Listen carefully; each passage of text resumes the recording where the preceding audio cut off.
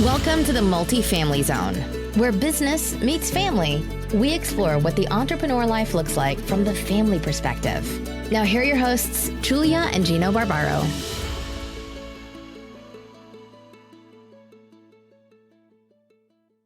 Hey everyone, this is Julia Barbaro, host of the Multifamily Zone podcast. I'm here with the co-founder of Jake and Gino, my husband and co-host, Gino Barbaro. Hi, Julia. Hey. We're going to be talking about an interesting topic today and something that you and I, when we first met, were actually doing. Working with your spouse. And this can mean so many different things, Julia. Let me start off by just bringing you down memory lane. And I want everyone to picture this. The year is 1994. I buy my restaurant and there's a cute little blonde working there. Probably the best thing that came out of that restaurant for me. Tons of memories. But we met at the restaurant and we just worked together and it was just natural for us. And the thing that I remember most is I once called my wife lazy in a podcast and it was the funniest thing in the world. And I didn't mean it that way. When you're younger, you're more carefree. But let me tell you, she was a waitress. It was her, my brother Mark, and me on a Friday. Full dining room, 20 tables. She's answering the phone. She's sitting people. She's taking food out. She's waitressing. Probably makes $150 on a shift on Fridays. I'll never forget that.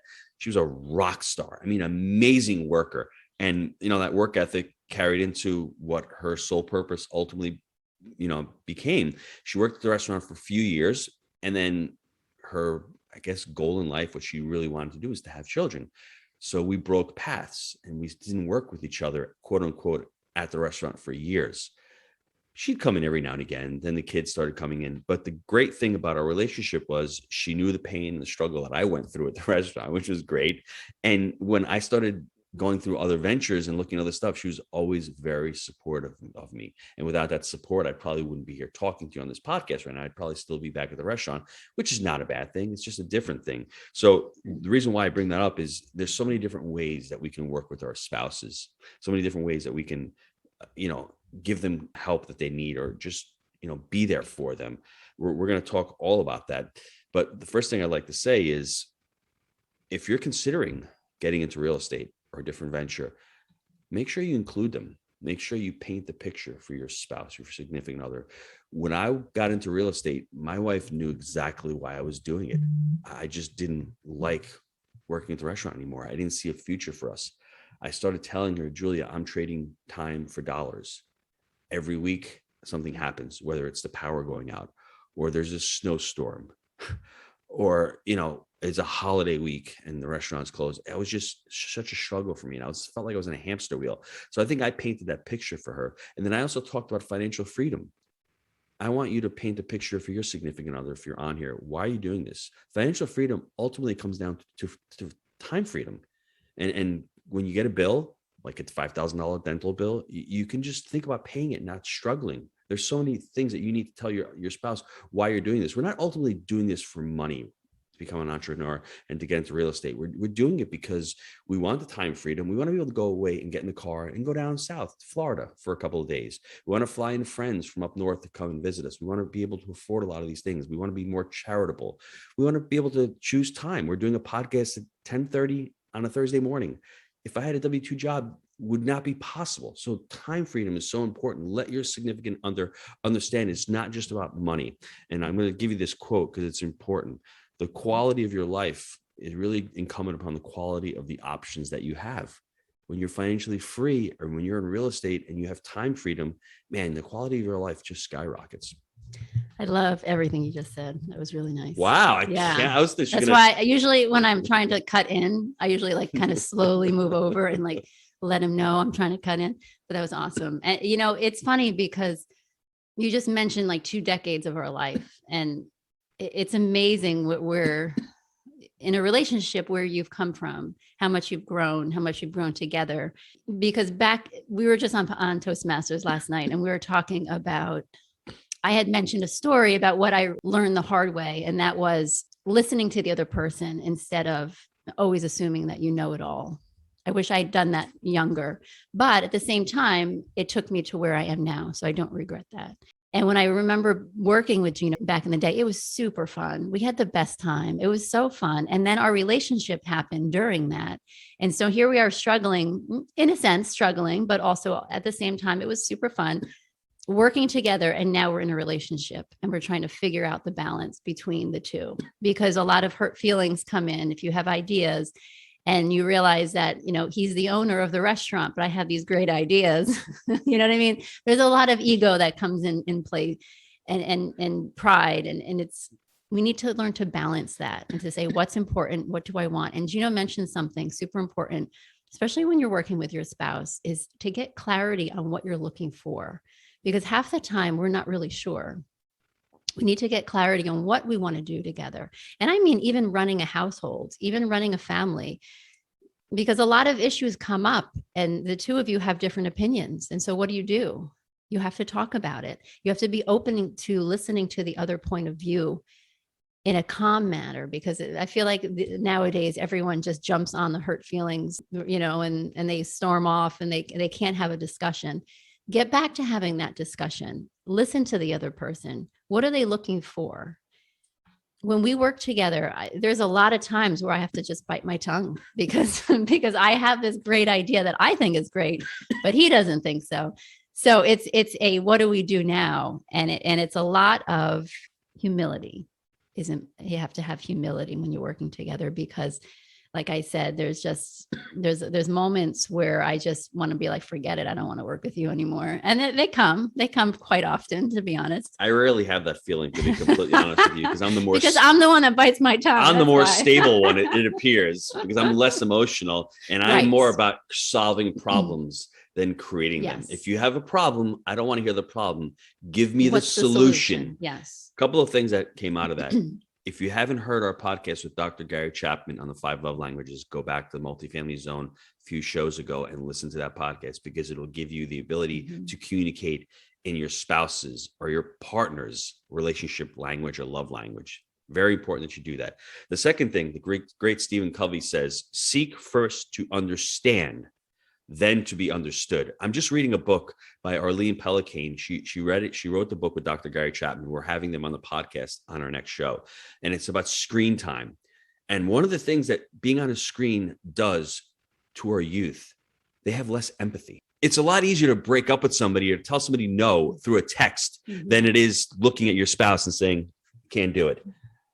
Have empathy. First, seek to understand the other side. Man, that is so powerful in a relationship. Understanding. Maybe Julie can come over to me and say, Gino, you're overwhelmed. What's going on? I've got this idea, for instance, and I listen to most of her ideas. So don't think, she says, let's read a children's book. And what do? Like, listen to the Jake. I'm going to make that happen because it's a great idea. Sometimes we have quarterly priorities. It can't fit in this quarter. Let's bring it to the next quarter. So very important, everybody. I want you to write that down. Seek first to understand, then to be understood. Because then Julia can say, Gino, how does your schedule look? I see you've got a lot of stuff on this schedule this week and next week. If you've been really busy, I've got this idea. If she comes to do that, it's very important. I think that's really important. Another thing that I like to mention about when we were working at the restaurant, years about 2009, all of a sudden I had the amazing idea, let's write a cookbook. So all of a sudden we get back to working together. And that was freaking awesome for me because I'm the visionary and she's the integrator. And the great thing about it was we really worked well together. It took about a year to write that book. And then after that, we created Gino's Family. I was literally taking weeks off from the restaurant to shoot cooking videos in my kitchen, in my house. We had a garden. I mean, it was just an amazing thing. We had a physical products company. We were selling cutlery and knives, and we were doing YouTube videos. And that's how we got to work together. That was right before Jake and Gino. And was it hard? Absolutely. It was obsessive. But the great thing about it, I looked at it was, we're working together. I'd rather work with my wife than a spouse than work with a total stranger. I'm sorry. That's just how I am. I want to have my relationship be obsessive between family and business. And that's what it was with the restaurant, then Gino's Family. And now Jake and Gino has morphed into something different where the kids are at all these events. And I would challenge everybody, let your spouse know about your side hustle. If you're in real estate, let them come out to MM4, October 23rd and 24th. Bring your significant other to these events.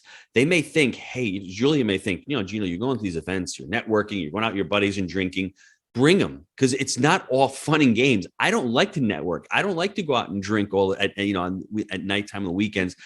I'd rather have my spouse, significant other, come and experience that. And maybe they'll learn something. My wife could care less about what a cap rate is. She still doesn't understand refi and roll, and she's smarter than me, but that's not her interest. Her interest is not the real estate business, but her interest is being on this podcast, growing as a couple, helping the Jake and Gino community grow. There's a lot of things there. So for me, if you're on real estate and your wife is not really bought in, or your husband's not bought in, and you have a side hustle, get them out to an event. Let them come October 23rd and 24th. I'm going to leave the link in the show notes. Bring them out there, because the last thing I want a spouse to do is to get their-itis. Because with Gino's family, it's a lot of planning. It's a couple of years before you get your business rocking and rolling. And then all of a sudden, like I did, I spent significant amounts of money. I had a wholesaler help me get source products from China, thousands of dollars, website, products, time. And I didn't want to get their-itis. So if my significant other doesn't know what's going on in the business, they're going to say, where are the results? Well, if they're part of that process, they're going to understand there's a lot of time and a lot of effort. You can work out the why of why you're doing a business. And that's really important. And that's, I think, the key to why we've been so successful. And one more thing, Julia, one thing that I found to be really important, we never forced it. And, we've, in the last year or two, we bought a couple of homes together down here. And I really had the realization, I'm like, my gosh, if me and my wife got into the flipping business years ago, we would own hundreds of homes. But that would have taken away, I think, from what we have now. We have the ability that she's home. She's homeschooled the kids. We have 6 children. I may have had less children because we were too busy working. I would have forced her. Maybe I just look back and I go, there could have been so amazing. But that wasn't the time that God was telling us to work together. He's like, time out. You guys aren't ready to work together yet. You still have to raise the family. And that's, you think about it, you ponder it. But I look back, it's so much, it's addicting almost. It's like, Jewel, we bought the house. Okay. Mortgage documents. Okay. Go change the water bill, electric, we're rehabbing the house. It is a lot of fun. We're working together because I have the vision. I see what can do it, but she's the integrator and she pulls a lot of stuff together and she helps me out and takes a lot of stuff off my plate that, I'm focusing on other things. So just be careful. And if it's not your time yet, it's okay. It will happen organically, but she can help me out. And she's helped me out throughout the years doing a lot of different things. Thank you, Gino. Again, I didn't interrupt because I loved it. It's interesting because I've talked to a lot of people, that say, I can never work with my spouse. We don't get along in that way. We live our lives separate and then we come home and that's how they want it. Do you really want that? Is that really what you want? Because to have the support from your spouse is so amazing because you can come home and talk about it. And unfortunately, a lot of people don't have that. And I wonder if it's because you've never asked for it. A lot of times we just assume what the other person thinks. So we don't mention what we're doing or what our excitement is as far as if you're in real estate or whatever you're doing out there. Maybe you've just started or just thinking about starting. Seriously, be open with them. Would you be willing to hear me out for a minute? I just want to share I have something important to share with you. Be real with them. Be clear, because a lot of times we try to explain something, maybe when we're nervous or we're assuming that they're not interested, and we're all over the place. Our thoughts are all over and the conversation's over and they have no idea what we're talking about because we're just not clear. So get an idea of what you want to talk about beforehand. Really write it down, get clarity, and then present it and say, would you just sit and listen and hear me out for a minute? I want to talk to you. Would you be willing to be open to what I have to say? Obviously be realistic and just ask for their support. Ask for them if they're interested in helping even a little bit. Like Gino said, there were years, lots of pregnancies, lots of babies, and it was a real challenge. We did Gino's family. I remember I was 9 months pregnant, sitting there holding the cameras, trying to walk down to the garden, taking video of Gino. I'm like, oh my gosh, what am I doing? I'm like, what are you doing? Why are you taking so long? I'm like, I'm coming. And like Laura was born 2 weeks later. And I could have sat there and be like, no, I'm not doing it. Sorry, you're on your own. But he was so excited about it. And so I struggled and it was painful and it was exhausting. But you know what? it's a sacrifice that we have to show each other that we're willing to sacrifice for them.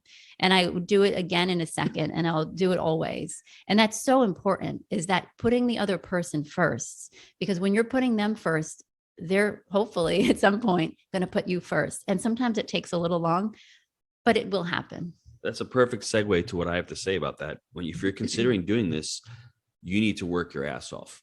There's no excuses. See, my wife, I expected a lot from her because I expected a lot from myself. Mm-hmm. I was working 10, 11 hours a day at the restaurant, and on top of doing this, writing the book, growing a garden, doing cooking videos, sourcing products, learning how to be on camera.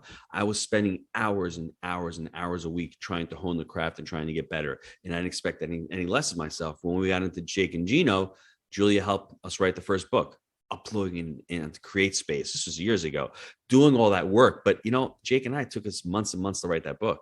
So that's the way I look at it. If you're going to work with your spouse, you need to be the leader in working hard, and they will take a cue from you. That's why she did that. That's why she struggled it.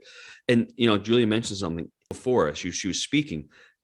If you don't want to work together, that's okay also. Just be clear about it. But if you never try, you'll never know. Let me give you a couple of tips that may make it easier for you to work together, because sometimes we start out, we don't know where to start or how to start. And I'm going to guarantee you, the family that works together, the family that prays together, the family that does things together, they stay together and they grow together and they have amazing memories. I have amazing memories from Gino's family, almost more than I have from the restaurant, because I remember doing it every day. We took a whole week off during Thanksgiving that week before. And people are like, where are you going? And I'm like, I'm going into my kitchen and I'm shooting videos. And we shot all the videos for the cookbook. And we had the most amazing, I had lobster, we had shrimp, we had steak, we had all different stuffed artichokes, everything in the recipe, broccoli rabe. It was an amazing week. I will never forget that. And my kids still talk about that week. It was an amazing thing. First thing, though, that you need to do when you start working with your spouse, you need to create roles and responsibilities. Remember, it's a business, so start trying to systematize it. What do I mean by that? Well, if Gino and Julia are going to be buying a home, what is Gino's responsibilities? My responsibilities would lie with being the visionary, talking to the brokers, negotiating the deal, raising the capital if I had to, doing the front end, the marketing, and working and trying to get that deal closed and negotiated. On the back end, Julia's responsibilities, when I call her, I say, Jewel, we need to get, money transferred. Can you go to the bank? Can you deal with escrow? Can you deal with, some of the vendors? Can you deal with utility companies? Can you deal with all the back end stuff, the integrator stuff, the stuff that sometimes I'm too busy doing and I can't spend time doing that? My value is locking in that deal, doing the negotiation, and taking that broker out to lunch, because that broker is going to send me deals. So roles and responsibilities are very, very, very important. And, you try to stay in each other's lanes, but sometimes Julia might get sick, so I got to call the utility company. So be flexible about it, but try not to step on Julia's toes and try not to have her step on my toes. But comes back to ego. I can look at it and say, Julia, stay in your own lane, but that's my own ego. And I'll give you a perfect example. We had this children's book that's coming out for Jake and Gino. So she had this amazing idea, and I'm like, I just don't have the time for this. And guess what? It's in production. It's coming out at MM4, but I needed help with it. And I'm really good at starting a project, but then I sort of lose the momentum. Once it's done, I want to get on to the next project, which is a good thing and a bad thing. So I needed her to help me, remind me to let's email them. Let's see what the process looks like. Let's see what the characters look like. We have creative caterpillar, responsible rhino. I mean, it's just amazing, right? Pity party penguin, the three characters. Pity party pig, I'm sorry. And you see, she's the integrator. And we just got one of the final copies back, but there's a lot of work. It's a 5-month project. So I need her as the integrator helping me out with that project. We just emailed them last night to see where they were. Dinosaur House, they're going to be a sponsor at MM4. So they're going to be at MM4. So getting that copy out, making sure that they're coming, making sure that the storyboard is done, the launch is, beginning of October. There's a lot of work. So the integrator and visionary need to work together. And that's really, really important. Your roles and responsibilities, especially early on. And what I would say about that is, what do you like doing? I personally don't like talking utility companies and working online. I think my value more is talking to the brokers, getting out there, negotiating the deals, underwriting the deals, talking to the banks about financing. That's where my value, and that's what I like to do. figure out what you like to do, what your significant other likes to do, and try to split up those roles and responsibilities. Yeah, that's excellent. I love that. I can't wait for that book to come out. Super excited. So come to MM4 and check it out because it's going to be amazing. See, that's my, all the other books Gino has. The Honeybee was pretty good. Wheelbarrow Profits, all that's all pretty fun. good. How about that? This is amazing because this is cartoon like and it's super fun. So it's for 7 to 10 year olds. And what we wanted to do is we wanted to create a book about, I don't want to say money, but about financial education. And how do you get a 7-year-old or a 10-year-old to actually read something? Well, Dinosaur House has done an amazing job. They've made it fun. There is a bakery, and Pity Party Pig is baking, and baking cannolis in the oven. It blows up, cannoli cream everywhere. That's something that a kid's going to enjoy. And then we have the Responsible Rhino. They all lose their jobs. Then the Responsible Rhino goes out. And he goes and he looks and he's responsible. He finds a job. He starts working. He actually invests and buys in a building. Then we have Creative Caterpillar, who's out there. And what Creative Caterpillar does, he's the entrepreneur.